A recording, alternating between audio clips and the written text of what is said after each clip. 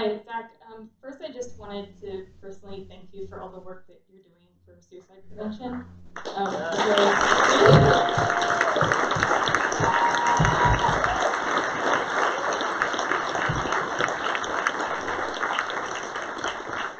And I guess I'm going to be the first person to throw out that awkward question about Justice League.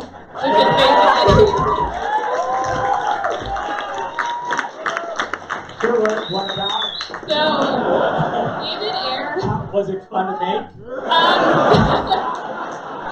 So David Ayer came out and David Ayer, okay. He came out and he talked a little bit more about the early process, about how in Suicide Squad originally their villain was going to be Steppenwolf, and they're going to be fighting parademons and stuff like that, and he also released it, and also you on Instagram released an image of Darkseid and stuff like that. So I guess my question is kind of, what the hell happened?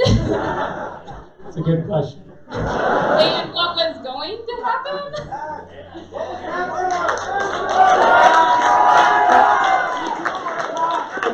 It's a fair question. David's prize. I'm not sure about that what David's talking about.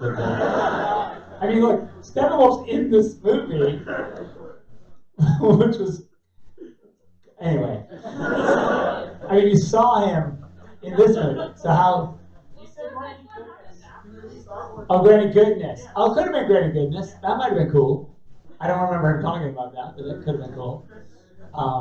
Granny Goodness it's also crazy and fun. But yeah, so look, there was a lot of great conversations that I had with David about, even just getting our Batman in and getting our Flash in Suicide Squad to try and start doing that a little bit.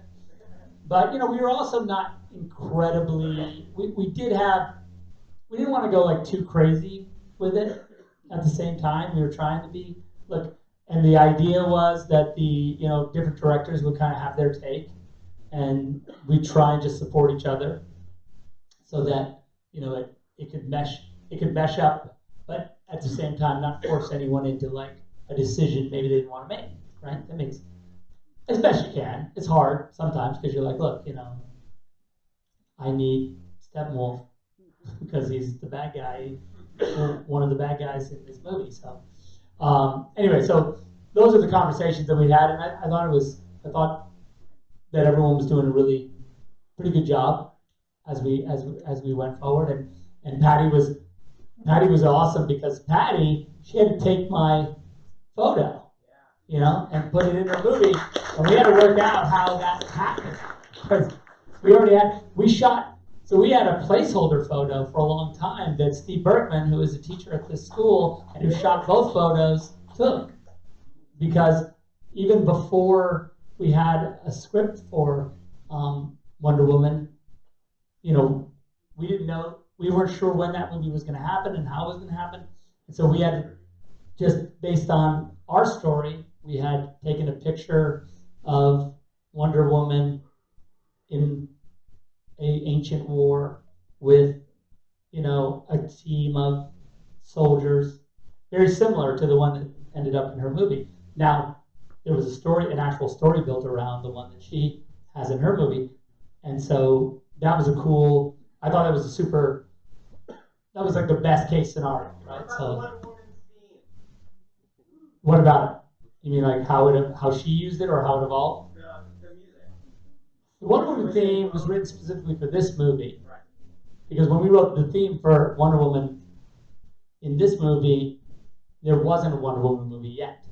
So you can imagine that. And then it was up to Patty whether she wanted to use it or not, right? And I think it's in the movie. So yeah, so she was like, yeah, cool. And I think Hans is doing now Wonder Woman 84. So that's a good relationship. That's nice. So that's, I think, the best case scenario for how the whole thing could work. And as far as, listen.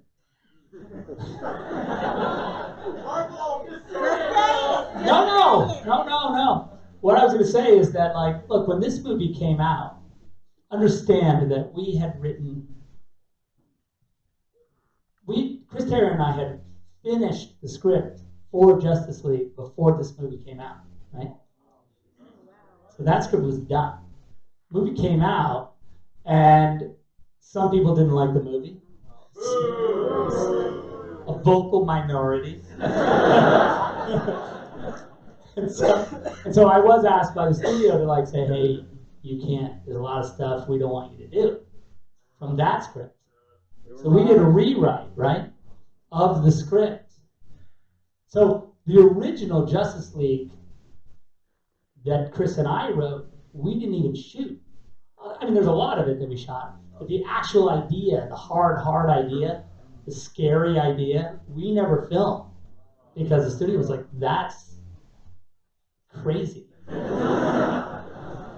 And we were so insecure at the time after this movie came out, we were just like, I guess it is crazy. Like, we're fucking nuts. Like, what are we, there's gonna be mass hysteria in the streets if we film this. Apparently. What's kind of crazy? It's a long story.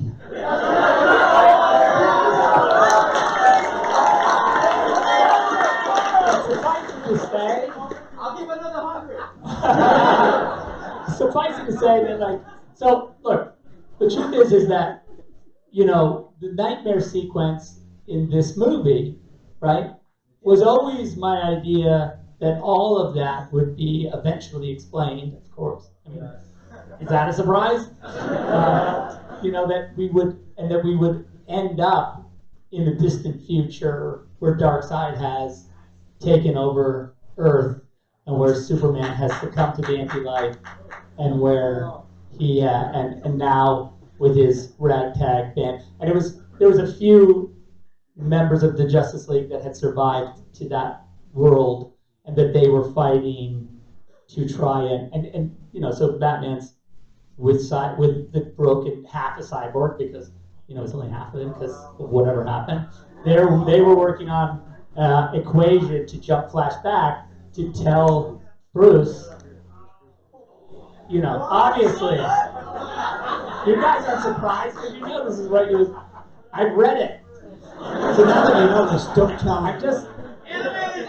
I got it. Anyway, so those were the things that we were dealing with, and not to say that the studio still, you know, they were still into sort of the big look, but the details of how and why everyone was mad at each other or what, that was the stuff where they were a little bit like, because, you know, Lois, you know, and it's in the little teaser where the Justice League teaser, it wasn't in the movie apparently, where, I guess, where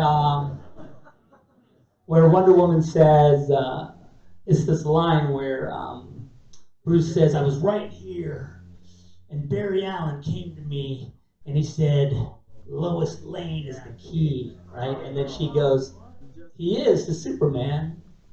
Every heart has one. And he goes, I think it's something more, something darker, right? And what it means is that the thing that was darker was that, you know, it was all about if Lois died, Superman would succumb to the anti-life, of course, right?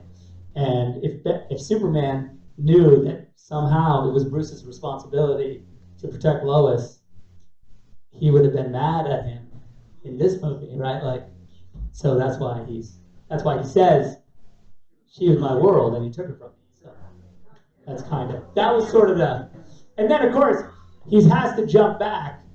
And the other thing that we were working on was this idea that Cyborg said to Bruce in the distant future, like, there's two windows. We had come up with this time traveling concept where basically the way the time traveling window worked is that it's not awesome physics and doesn't make any sense, but that you had to do a time jump when the Earth was in relatively the same spot, right?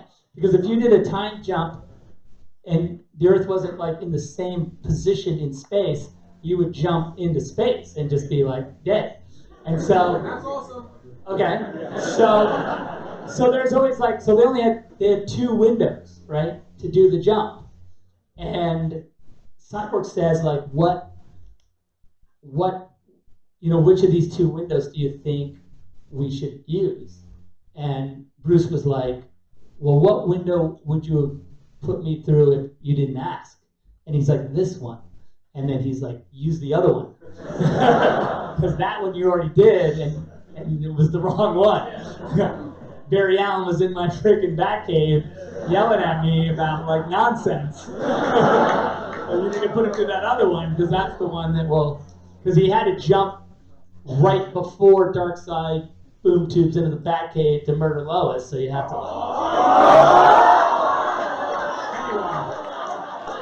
So that was the window that he had to, like.